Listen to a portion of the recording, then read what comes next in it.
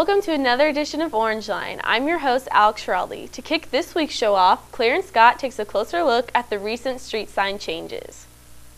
Many Baker University students were shocked to the recent changes made by the city about parking on 7th Street. When I first got to Baker, I already noticed that it was hard to find parking spots, and then I noticed they put signs up, so I was curious on how they were going to accommodate all the cars with the less parking spots.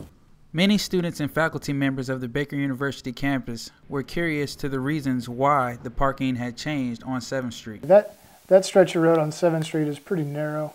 When we go through there with snow plows, it's very narrow when there's cars parked on both sides. And so we definitely needed to remove parking from one side. If we had proceeded with making 7th Street two directions, then we probably would have had to remove parking from both sides. And so really the main reason for leaving it a one-way street is so that we could continue to allow parking on at least one side. Some students and faculty members are under the assumption that Baker University will be replacing the spots that were lost. Of course, the Baker has no control over parking on city streets. That's just no control over that one at all. And as far as parking lots, at this point, there's no place for Baker to do any construction of parking lots. Many members on campus are not aware that parking has become available on other streets. But Chapel Street, the north side of Chapel Street should be open to parking along the street there in front of the old primary center, which didn't used to be really available to folks visiting Baker's campus because of the need for drop off and pick up at the primary center. That's no longer there, so the north side of Chapel Street should be available for people who are displaced in parking. With limited parking still being an issue on campus, it seems that the campus will continue to be first come, first served. This has been Clarence Scott on KNBU Television. Thanks, Clarence. Professor John Richards is working hard to finalize a rare summer intern trip abroad.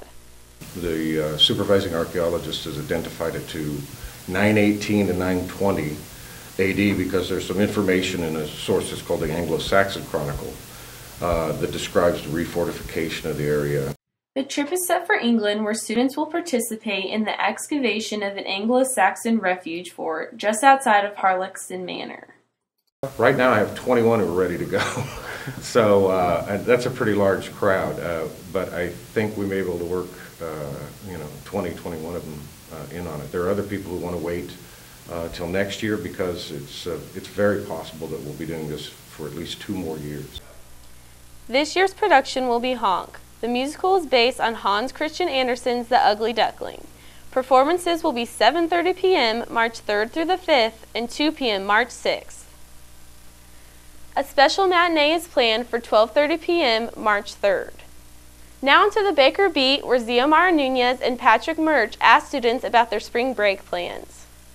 Welcome to this week's Baker Beat. I'm Xiomara Nunez. Check out the interesting plans students have for spring break. I think I'm going to go camping with a couple of my friends, or I might go up to Kansas City with my mom to celebrate my birthday. I'm going to be going to Colorado for spring break, snowboard with some friends from the soccer team. My spring break plans are going to Bay City, Texas. My plans for spring break are to hang out with my family. Plan on going back home to Miami, Florida for spring break to see family. Thanks, guys. Stay tuned, because after the commercial, we're going to see which sport is heading to regionals.